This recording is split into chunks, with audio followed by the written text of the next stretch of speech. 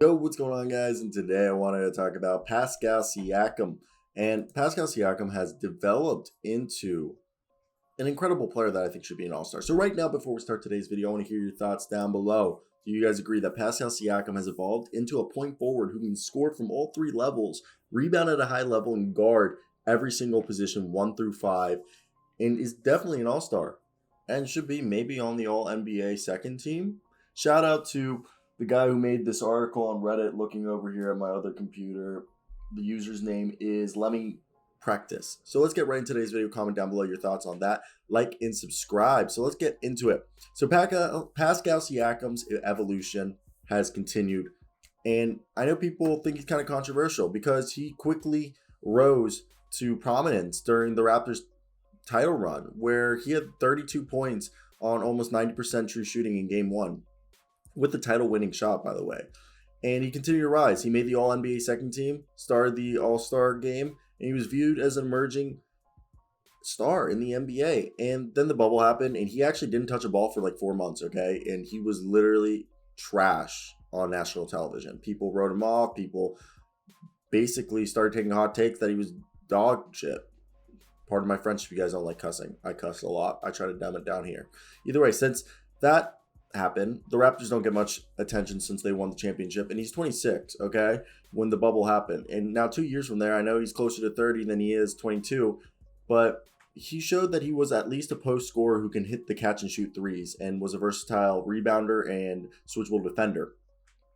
But the evolution I think we didn't expect was Pascal always had a good feel for being a connector passer, basic kickouts, and basic reads. But last season he started to get pretty effective at actually initiating the offense and running it at times. And his assists jumped by a full assist a game, and his turnovers actually dropped slightly. So near the end, we started to see glimpses of the point forward that Siakam could be. So this season, Siakam has actually started to put it all together. After recovering from surgery that forced him to miss training camp, and he had a little slow start at the beginning of the season while he got back into shape and shook off the rust. But at least recently he's been rounding into form. In the last 10 games since returning from COVID in December, he started to put up averages of 25 points a night, 10 rebounds, almost 7 assists, honestly, 1.6 steals, and a little over half a block a game while shooting 49% from the field and 43% from three.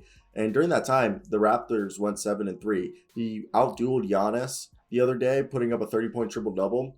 And he iced the game with a few clutch buckets in the fourth. And he did that on the second night of a back-to-back after playing 40 minutes the night before. And the Raptors had 2 missing starters.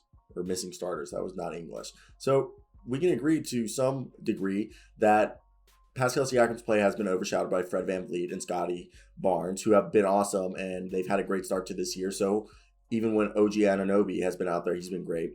But point guard Siakam has really unlocked this team. Like, Fred VanVleet's a great floor general, but he's more of the undersized 2 who's a devastating off-ball threat.